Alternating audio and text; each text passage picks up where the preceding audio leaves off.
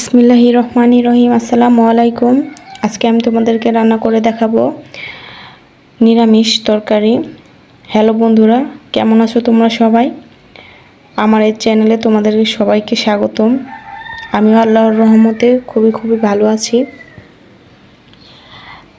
চলো তাহলে আর কথা বাড়াবো না, এরপরে চলে যাচ্ছি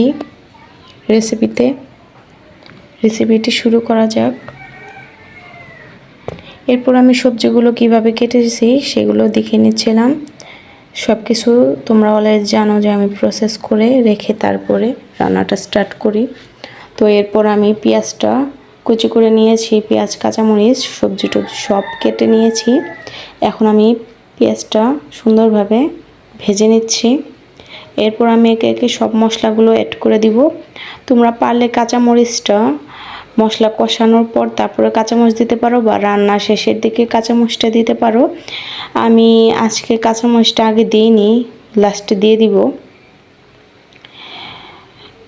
আসলে পেঁয়াজটা একটু পুড়ে গিয়েছিল, এর জন্য কালারটা এরকম এসেছে। এরপর আমি একে একে সব মশলাগুলো অ্যাড করে দিচ্ছি। ফার্স্টে দিয়ে দিয়েছি রসুন পেস্ট, আদা পেস্ট, অল্প একটু আদা পেস্ট আর জিরা পেস্ট আর রসুন পেস্ট 1 চা চামচ করে। এরপর আমি দিয়ে দিয়েছি মরিচের গুঁড়ো 1 চা চামচ, 1/2 চা চামচ দিয়ে দিয়েছি হলুদের গুঁড়ো, ধনিয়া গুঁড়ো দিয়ে দিচ্ছি 1/2 চা চামচ। এরপর আমি সব মশলাগুলো সুন্দরভাবে কষিয়ে নিব। সবসময় চেষ্টা করব মশলাটা ভালোভাবে কষিয়ে নেওয়ার জন্য। ভালোভাবে না কষালে দেখা যায় কি আসলে মশলাটা কাঁচা গন্ধটা থেকে যায়, আর রান্নার টেস্টটাও বেশি একটা আসে না, খেতেও তরকারিটা বেশি একটা স্বাদ লাগে না। এই কারণে আমরা সবসময় চেষ্টা করব মশলাটা সুন্দরভাবে ভালোভাবে কষিয়ে নেওয়ার জন্য। এরপর আমার কষানো প্রায় শেষের দিক, আমি অল্প একটু পানি দিয়ে দিয়েছিলাম। তোমরা দেখবে যে আসলে মশলাটা জানি পুড়ে না যায়, পুড়ে গেলে তরকারিটা খেতে স্বাদ লাগবে না। এই কারণে অল্প একটু পানি দিয়ে দিবা, না হলে দেখা যাবে কি মশলাটা পুড়ে যাবে। এরপর আমি এখানে সব সবজিগুলো একে একে দিয়ে দিব। আমি আজকে আসলে রান্না করছি ধুন্দল আর আলু দিয়ে তরকারিটা রান্না করতেছি। আসলে লবণটা দিতে ভুলে গিয়েছিলাম, এই কারণে লবণটা এখন দিয়ে দিলাম। চেক করে দেখেছি, একটু টেস্ট করে দেখলাম যে আসলে লবণটা দেওয়াই হয়নি। আর আমি তো প্রায় রান্নায় দেখা যায় কি লবণটা দিতেই আমি ভুলে যাই। এরপর আমি সব মশলাগুলো একে একে দিয়ে দিয়েছি। এরপর আমি সুন্দরভাবে সবজি দিয়ে নিয়েছি, এগুলো এখন আমি কষিয়ে নিব। কষানো হয়ে গেলে এরপর আমি অল্প পরিমাণে পানি দিয়ে দিব। আর তোমরা সবসময় চেষ্টা করবা সবজি বা মাছ দিয়ে যেটাই রান্না করো, নিরামিষ তরকারি যাই রান্না করো না কেন, সবসময় সব কিছু ভালোভাবে কষিয়ে নেওয়ার জন্য। আসলে কষানোতেই তরকারিটা টেস্ট লাগে। এরপর আমার কষানো প্রায় হয়ে গেছে।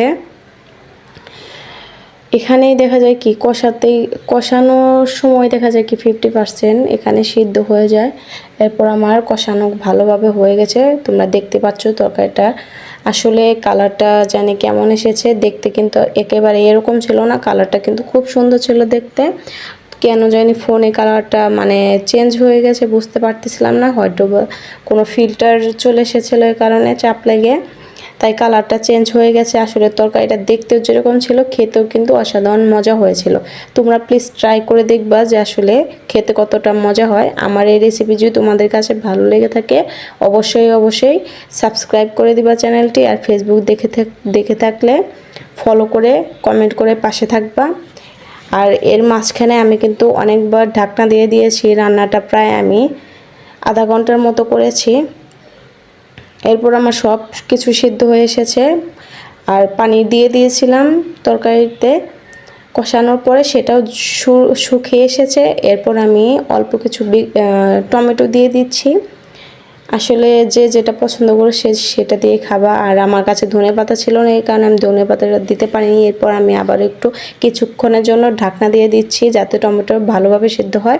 তোমরা আসলে দেখতে পাচ্ছ আসলে কালারটা কতটা সুন্দর এসেছে। এরপর আমার তরকারিটা হয়ে গেছে। আমি একটা নেক্সট ভিডিও নোটিফিকেশন পাওয়ার জন্য চ্যানেলটি তোমরা সাবস্ক্রাইব করে রাখবে। আজ তাহলে তোমাদের কাছ থেকে বিদায় নিচ্ছি। ভালো থাকবে, সুস্থ থাকবে, আল্লাহ হাফেজ।